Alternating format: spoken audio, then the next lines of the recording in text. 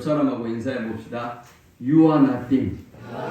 그냥 해보세요. 뭔 말인지는 잘 모르겠지만 지금 여러분이 한 인사가 어떤 의미인가 하면 너는 별 볼 일 없는 존재야 라는 말이에요. 너는 아무것도 아니야. 넌 별 볼 일 없는 존재야. 이게 You are nothing이에요. 성탄절에 교회 왔더니 너는 별 볼 일 없는 존재야. 너는 아무것도 아니야 라고 인사를 시키더라 라는 거 여러분이 기억하세요? 왜 목사님이 너는 아무것도 아니야, 너는 별 볼 일 없는 존재야 라고 우리를 인사시켰을까? 이제 오늘 설교를 들으면서 여러분이 이해하고 돌아갔으면 좋겠습니다. 빌립보서 2장 6절에 보면 예수님에 대해서 이렇게 말씀하고 있습니다.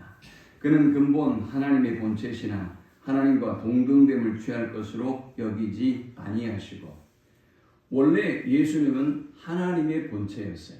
그러니까 하나님과 똑같은 존재였습니다. 영어 성경에는 being in very nature God이라고 쓰고 있습니다. 하나님과 동일한 본체를 가진 존재가 예수님이셨습니다. 그런데 빌립보서 2장 7절은 이렇게 쓰고 있습니다. 오히려 자기를 비워 종의 형체를 가지사 사람들과 같이 되셨다. 이 구절을 영어 성경은 이렇게 쓰고 있습니다. But made himself nothing. 예수님은 하나님 자신이었지만 그러나 영어 성경에 made himself nothing 이라고 썼습니다. 그 자신을 nothing으로 만드셨다라는 것입니다. 이 nothing의 의미가 뭐냐? 아무것도 아닌 것입니다. 아무것도 아닌 존재, 소망이 없는 존재, 별 볼 일 없는 존재로 주님은 자기 자신을 만들었습니다. 하나님이신 예수께서 아무것도 아닌 존재로 자기를 만드셨는데 그 첫 번째 단계가 뭐냐? 사람이 되셨습니다. 저와 여러분과 같이 사람이 되셨어요. 하나님이 사람이 되신 겁니다. 자, 이제 그 다음에 주님이 뭘 하셨을까요? 빌립보서 2장 8절에 보면 사람의 모양으로 나타나사 자기를 낮추시고 죽기까지 복종하셨으니 곧 십자가에 죽으심이라 했습니다. 하나님이신데 그가 자기를 비우고 자기를 낮추셔서 nothing이 되어주셨는데 사람이 되셨을 뿐만이 아니라 죽기까지 복종하셨습니다. 누구에게 복종하셨을까요? 하나님께 복종하셨습니다. 도대체 주님이 왜 이 땅에 그렇게 낮고 천한 모습으로, nothing의 모습으로 이 땅에 임하시고 우리를 위하여 죽으셔야만 했을까요? 바로 저와 여러분을 구원하기 위해서, 저와 여러분과 깨어진 하나님과의 관계를 회복시키기 위해서, 저와 여러분이 하나님이 주시는 참된 평화를 누리기 위해서 주님이 nothing이 되어 주신 것입니다. 주님이 자기를 비우시고 주님이 자기가 아무것도 아닌 존재가 되어주셨기 때문에 이제 우리는 something이 된 것입니다. 세상에서 우리를 인정하는 존재, 뭔가 사람 같은 존재, 뭔가 존재감 있는 그런 중요한 존재들로 여러분들이 지금 살아가고 있는 것입니다. 그런데 참으로 안타깝게도 이 세상을 살아가고 있는 사람들은 이 주님의 낮아주심, 이 주님의 비우심을 이해하지 못합니다. 우리는 이 세상에서 뭔가 뛰어난 어떤 존재가 되기를 원합니다. 여러분의 자녀들이 만일 주님처럼 낮고 천한 모습으로 사셨다면 여러분의 근심거리지 자랑거리가 되지 않을 것입니다. 우리가 자랑하는 것은 우리의 자녀들이 좋은 대학을 가고 좋은 직장에 다니고 월급을 얼마를 받고 우리 부모들에게 어떻게 잘한다, 이런 것들을 자랑하죠. 주로 우리가 자랑하는 것은 화제거리가 될 만한 이야기, 뭔가 something이 될 만한 그런 이야기들을 주장하는 것입니다. 그런데 문제는 무엇일까요? 우리가 성공하면, 우리가 높아지면 우리가 행복해질 것이라고 생각했지만 우리가 지금 살아가고 있는 세상은 전혀 그렇지 않습니다. 명문대학에 다녔는데, 명문대학에 입학을 했는데 극단적인 선택을 합니다. 돈이 많은데 명예와 부귀와 영광을 누리고 있는데 잘못된 선택을 하는 경우를 우리는 수없이 보게 됩니다. 분명히 높은 자리에 이르렀는데 분명히 세상이 주목할 만한 그리고 우리가 자랑할 만한 존재가 되었는데 그들의 삶은 행복하지 못하고 오히려 참으로 비참한 인생을 살아가는 것을 보게 됩니다. 주님은 그런 우리를 위해서 이 땅에 낮고 천한 나띵의 모습으로 임하신 것입니다. 카이사라는 말은 시저라는 말의 독일식 표현입니다. 시저는 로마의 황제를 일컫는 말이죠. 원래 시저라는 이 말은 황제라는 말의 의미가 아닙니다. 우리가 황제로 이해하고 있는데요. 원래 이 시저라는 말은 시저 율리어스라는 사람의 이름이었습니다.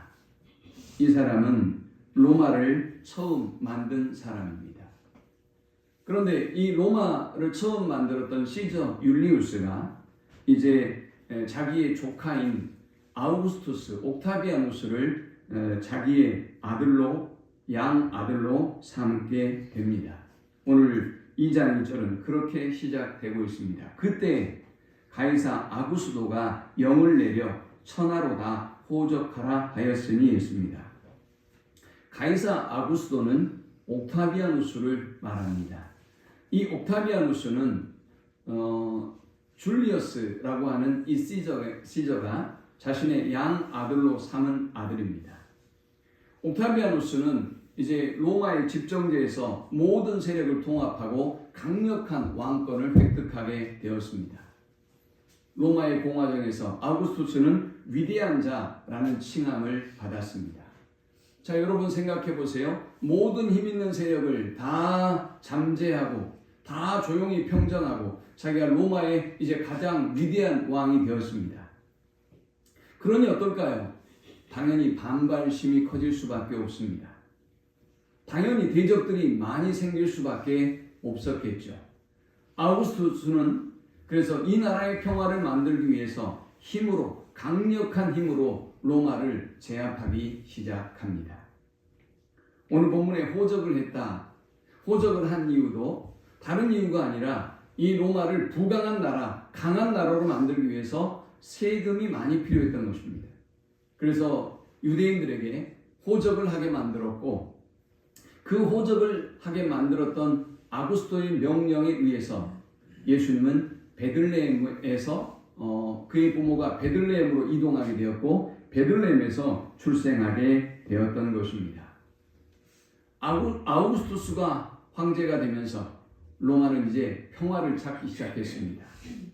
로마의 평화는 우리가 잘 아는 이때 등장하는 팍스 로마, 로마의 평화라는 이 단어는 힘으로 강력하게 모든 나라를 압제하고 지배하고 있는 모든 나라를 힘으로 통치함으로 오는 평화였던 것입니다. 여러분 지금 우리나라를 보십시오. 누가 더 힘이 셀까요? 행정부의 수반인 대통령의 힘이 더 셉니까? 의회가 더 힘이 셉니까? 우리는 그 싸움을 지금 보고 있습니다. 민중이 더 힘이 셀까요? 아니면 정권을 잡고 있는 사람들이 더 힘이 셀까요? 누가 힘이 센지는 잘 모르겠으나 우리는 끊임없는 그 힘의 싸움을 보고 있습니다. 우리는 언제 이 싸움이 끝나는지 알 수가 없습니다. 다수당이 집권을 한 듯 이 나라가 진정한 평화를 맛볼 수 있을까요? 그러면 평화를 누리기 위해서 불만의 세력을 억제하고 그리고 힘으로 짓누를 수 있을까요? 그럴 수 없다는 것을 우리는 지난 수년 동안 수많은 대통령들을 모시면서 우리는 경험하며 살아왔습니다. 아우구스투스, 옥타비아누스도 로마를 평정하긴 했지만 이 나라의 평화를 이루기 위해서 강력한 힘을 키워야 했고 그리고 모든 나라를 모든 다스리고 있는 지방들을 호시탐탐 잘 살펴야만 했습니다. 누가 반정을 일으키진 않는지 누가 혹시 반란을 일으키지는 않는지 어떤 세력이 어떤 나라와 더불어 힘을 합하고 있지는 않는지 아우구스투스는 늘 자신이 통치하고 있는 이 큰 로마를 살펴야만 했습니다. 많은 도시들이 이때를 틈타서 그 나라의 이름을 그 도시의 이름을 바꾸기 시작합니다. 여러분 그렇지 않겠습니까? 왕에게 잘 보여야 로마의 황제에게 잘 보여야 우리가 재정도 많이 받을 수 있고 우리가 보호를 많이 받을 수 있기 때문에 많은 도시, 많은 분봉왕들이 이 로마의 황제에게 굴욕적인 그런 모습을 보였습니다. 이것은 어쩌면 당연한 일일 것입니다. 그런데 로마의 일대 황제로 가장 강력한 로마를 이루었던 아우구스투스 시대에 저 로마의 변방 수리아 베들레헴에 한 아기가 태어났습니다. 이 아이는 전혀 주목을 받지 못하는 아이입니다. 아우구스투스 황제에 비교해 보면 아무것도 아니죠. 이 아이가 태어난 데는 언론도 주목하지 않았고 권력을 가진 사람도 주목하지 않았고 그리고 그 시대의 모든 사람들이 전혀 관심이 없었던 그런 예수님의 출생이 바로 수리아 지역의 베들레헴에서 출생하게 된 것입니다. 그런데 참으로 놀라운 일이 벌어집니다. 약 300년이 지나고 이 아기인 예수님은 로마를 복음으로 점령합니다. 그토록 강력한 힘을 가졌던 로마는 무너지고 말았습니다. 힘으로, 권력으로, 정치력으로, 무력으로 온 나라에 평화를 끼치려고 했던 그 팍스 로마는 완전히 깨지고 말았습니다. 그런데 권력의 요구대로 혹은 권력에 짓눌려서 호적 신고를 하고 가기 위해서 베들레헴에서 태어났던 이 예수님은 그 어느 곳 하나 예수님이 태어날 만한 방을 내어주지 않으므로 말 구유에서 태어나야만 했건만 300년이 지나고 그는 온 세상을 복음으로 온 세상을 하나님의 사랑으로 지배하는 놀라운 능력을 보여주었습니다. 그가 주신 평화는 힘으로 이루는 평화가 아닙니다. 권력을 가졌기 때문에 많이 배웠기 때문에 누릴 수 있는 평화가 아닙니다. 그의 평화는 그의 낮아짐으로 인하여 주어진 평화이고 그의 평화는 그의 비우심을 인하여 우리에게 주어진 평화인 것입니다. 오늘 본문 13절, 14절에 보니까 호련히 수많은 천군이 그 천사와 함께 하나님을 찬송하여 이르되 지극히 높은 곳에서는 하나님께 영광이요 땅에서는 하나님이 기뻐하신 사람들 중에 평화로다 하니라 했습니다. 주님은 이 땅에 만인의 구원자로 오셨다는 말씀입니다. 모든 사람에게 구원이 되는 기쁨의 좋은 소식이 오늘 바로 이 성탄의 소식이라고 말씀하고 있습니다. 도대체 무엇 때문에 온 세계가 이 성탄을 기뻐하고 감사하며 축하하고 하나님께 영광을 돌리는 것일까요? 도대체 로마가 주려고 했던 그 팍스 로마 힘으로 얻을 수 있는 평화는 우리가 누리지 못했지만 주님은 과연 온 세계에 또 우리 죄인들에게 진정한 평화를 주실 수 있는 것일까요? 오늘 본문은 그 말씀을 다루고 있습니다. 지극히 높은 곳에서는 하나님께 영광이요. 과연 예수 그리스도의 탄생이 어떻게 하나님께 영광이 된다는 얘기입니까? 로마서 3장 23절 24절에는 이렇게 말씀하고 있습니다. 곧 예수 그리스도를 믿음으로 말미암아 모든 믿는 자에게 미치는 하나님의 의미 차별이 없느니라. 모든 사람이 죄를 범하였음에 하나님의 영광에 이르지 못하던 그리스도 예수 안에 있는 속량으로 말미암아 하나님의 은혜로 값없이 의롭다 하심을 얻은 자 되었느니라. 여러분이 지금 우리의 정치의 현실을 보십시오. 다 의롭다고 말합니다. 내가 속해 있는 정당의 사람이 의롭다고 말합니다. 내가 지지하는 어떤 후보가 어떤 정치인이 의롭다고 이야기합니다. 내가 지지하는 어떤 지역을 기반으로 하는 정당이 정치인들이 의롭다고 그렇게 주장하며 우리는 정치적인 논쟁과 싸움을 하고 있습니다. 언젠가는 여러분이 지지하는 정당이 대통령이 될 때도 있을 것입니다. 언젠가는 여러분이 지지하는 정당이 다수당이 될 때도 있을 것입니다. 그러나 역사는 그렇게 녹록지 않습니다. 또 시간이 바뀝니다. 여러분이 죽도록 싫어하는 정당이 여당이 될 수도 있고요. 다수당이 될 수도 있습니다. 여러분이 죽도록 싫어하는 정당의 후보자가 대통령이 될 때도 있습니다. 그들은 여전히 싸웁니다. 그들은 때로는 기세등등할 때도 있고 때로는 여러분이 지지하는 사람들이 다수당이 되지 않거나 또 대통령이 되지 않아서 기죽어서 힘들어서 고통의 시간을 보낼 때도 있습니다. 그 시기에 사람들은 어떻게 합니까? 상대방을 정죄합니다. 여러분 안에 증오와 분노와 미움이 솟구쳐 오릅니다. 여러분 안에 희망이 사그러지고 분노만이, 증오만이 자리하는 것입니다. 그런데 말이죠, 우리 주님은 모든 사람의 의가, 차별이 없는 의가 우리에게 주어진다라고 말씀하셨습니다. 더 이상 우리는 정죄하지 않는 것입니다. 정치인들도, 여러분이 미워하는 사람들도 그 누구도 정죄할 필요가 없는 것입니다. 대통령도, 국회의원도, 유력한 대선의 후보들도 우리가 정죄하지 않아도 되는 그 의를 하나님이 주셨다라는 것입니다. 누구를 통해서요? 예수 그리스도를 통해서 우리에게 주셨다라는 것입니다. 예수님이 오시기 전에 우리는 하나님의 근심이었습니다. 우리는 하나님을 버렸고 우상을 숭배했고 하나님의 영광을 더럽힌 죄인이었습니다. 그러므로 아무리 우리가 노력해도, 아무리 저와 여러분이 거룩하고 정의로워도 저와 여러분의 삶으로는, 저와 여러분의 존재로는 하나님을 영화롭게 할 수 없는 상태가 되어버린 것입니다. 그런데 놀랍게도 예수님이 이 땅에 오셔서 우리가 하나님께 영광이 될 수 있는 존재로 만드셨습니다. 저와 여러분을 보시면 하나님이 영광을 받으실 만한 존재로 만들어주신 것입니다. 그것은 저와 여러분의 삶이 거룩하고 의롭기 때문이 아닙니다. 예수 그리스도께서 저와 여러분이 어떤 죄를 지었던 차별이 없는 의를 동일하게 주셨기 때문에 저와 여러분은 이제 하나님 앞에 당당하게 나아갈 수 있게 되었습니다. 저와 여러분이 하나님과의 깨어졌던 그 모든 관계가 이제는 완전히 회복된 것입니다. 사랑하는 여러분, 자, 그렇다면 왜 하나님은 오늘 저와 여러분을 구원하기 위해서 자신의 외아들을 주셨을까요? 요한복음 3장 16절은 이렇게 말씀합니다. 하나님이 세상을 이처럼 사랑하사 독생자를 주셨으니 이는 그를 믿는 자마다 멸망하지 않고 영생을 얻게 하려 하심이라. 하나님이 그 아들을 세상에 보내신 것은 세상을 심판하려 하심이 아니요 그로 말미암아 이 세상이 구원을 받게 하려 하십니다. 지금 우리는 심판하자는 사람들의 아우성을 듣고 있습니다.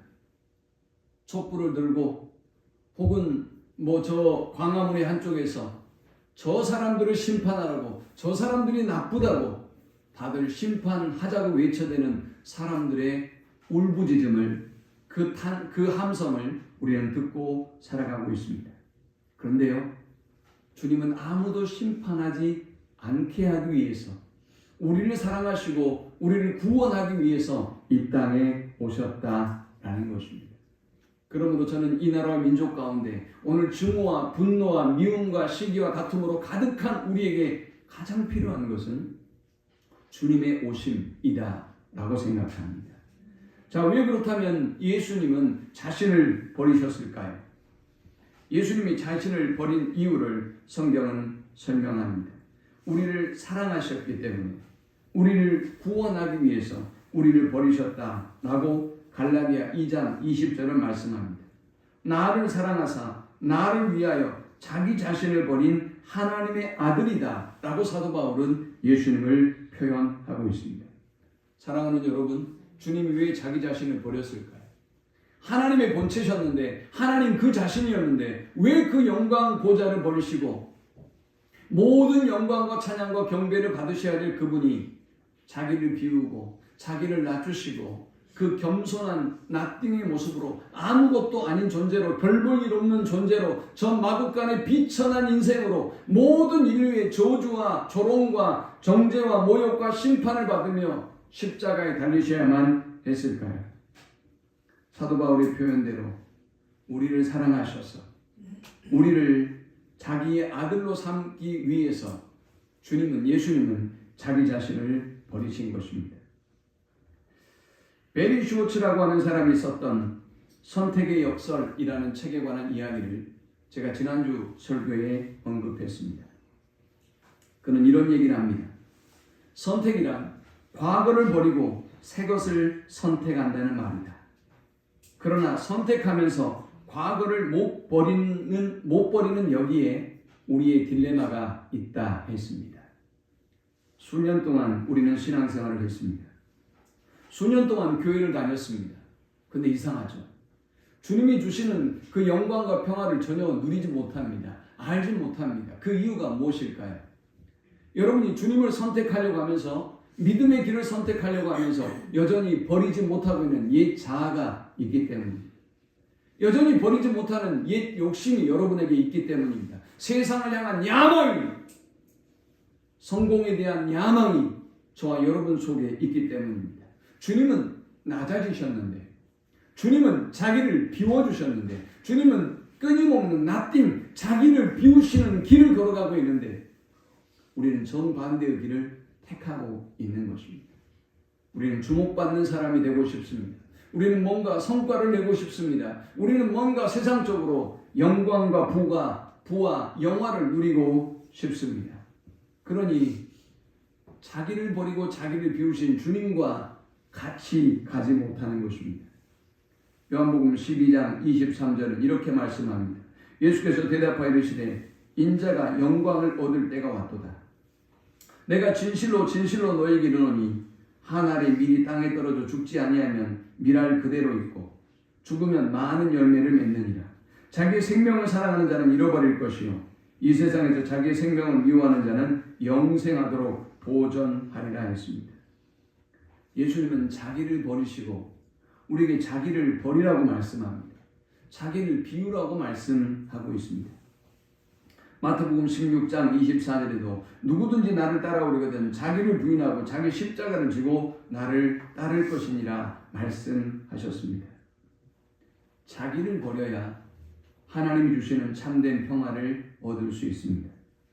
자기를 비워야 하나님이 저와 여러분의 영광을 회복시켜 주십니다. 자기를 버려야 사람과 사람 사이에 평화를 누리게 되는 것입니다. 자기를 버려야 이 나라와 또 다른 정당들이 하나가 되어서 독사굴에 어린 아이가 손을 넣어도 물지 아니하는 사자들이 어린 양과 함께 뒹구는 그 나라를 경험할 수 있는 것입니다. 하나님과 평화를 누린다라는 것은 어떤 의미일까요? 그것은 하나님께 여러분이 차지하고 있었던 하나님의 자리를 내어드린다는 것을 의미하는 것입니다. 여러분이 차지해서 그 영광과 부와 영화를 여러분이 누리는 것이 아니라 여러분이 힘이 되어서 여러분의 영광과 부귀와 그리고 영화를 누리려고 하는 것이 아니라 하나님 자신의 자리를, 하나님의 그 위치를 내어드릴 때 우리는 하나님의 영광이 되고 또 하나님 주시는 참된 평화를 누릴 수가 있는 것입니다. 그러므로 하나님과의 올바른 관계를 누리지 못하는 사람들은 참된 평화를 누릴 수 없는 것입니다. 하나님과 올바른 관계를 누리지 못하는 사람들은 세상과 사람들과 올바른 관계를, 평화의 관계를 누릴 수가 없는 것입니다. 여러분 지금 우리나라의 정치적인 상황을 보십시오. 이들에게는 평화가 없습니다. 이들은 지금 팍스 대한민국을 만들고 싶습니다. 의회의 힘으로든 민중의 힘으로든 권력의 힘으로든 자신의 힘으로 자기의 나라를 만들어 보려고 합니다. 그러나 그 속에 우리는 끊임없는 분노와 분쟁과 다툼과 미움과 증오가 계속될 것입니다. 사람들의 원망은, 사람들의 시기는 계속될 것입니다. 그러면 어떻게 우리가 참된 평화인 하나님의 평강을 누릴 수 있다고요? 하나님과의 관계를 회복해야 합니다. 하나님의 영광이 회복되어야 예수 그리스도를 우리가 삶 속의 주인으로 영접하고 모셔드려야 하나님과의 관계가 회복되고 그로 말미암아 하나님 주시는 평화를 누리고 그리고 다른 사람도 하나님 주시는 차별이 없는 의를 가지고 있는 사람들인 줄 알기 때문에 우리가 그 사람들을 사랑하고 존중할 수 있는 것입니다. 예수 그리스도의 자기 버림은 곧 하나님의 자기 버림입니다. 예수님이 하나님 자신이기 때문입니다. 예수님의 자기 버림은 우리에게서 예수님의 자기 버림을 우리가 따르지 않으면 우리는 어떤 평화도 누릴 수 없습니다. 그러므로 사랑하는 여러분, 해마다 오는 성탄이지만 오늘 여러분의 삶 속에 진정한 평화가 있는지 살펴보십시오. 뭔가 얻으면, 어디에 도달하면, 이 정도의 성취를 누리면 내가 평화할 수 있고 이제 안정권에 들 수 있고 내가 이제 영원한 안식을 누릴 수 있겠다라고 생각해서 열심히 사셨지만 오늘 저와 여러분은 늘 근심과 불안 속에 살아갑니다. 누군가는 여러분을 정죄하고 판단합니다. 아니, 여러분도 끊임없이 다른 사람을 정죄하고 판단하고 있습니다. 힘으로 평화를 지키려고 합니다. 힘을 얻어서 내가 그 평화를 유지할 수 있다고 생각합니다. 내가 재산을 가지고 있어야 우리 자식들이 나를 존중하고 내가 죽기까지 이 물질이 내 가정에, 내 노년에 평화를 줄 수 있을 것이라고 생각합니다. 그러나 여러분, 그것이 어찌 평화라고 말할 수 있겠습니까? 주님이 주시는 참된 평화가 아니라면 힘으로 만들려고 하는, 돈으로 만들려고 하는 우리의 평화는 헛될 뿐입니다. 주님이 이제 우리에게 말씀합니다. 누구든지 나를 따라오려거든 자기를 부인하고 자기 십자가를 지고 나를 따를 것입니다. 누구든지 제 목숨을 구원하고자 하면 잃을 것이요 누구든지 나를 위하여 제 목숨을 잃으면 찾으리라. 자기를 버린다는 것은 결코 쉬운 일이 아닙니다. 자기를 부인한다는 것은 결코 쉬운 일이 아닙니다.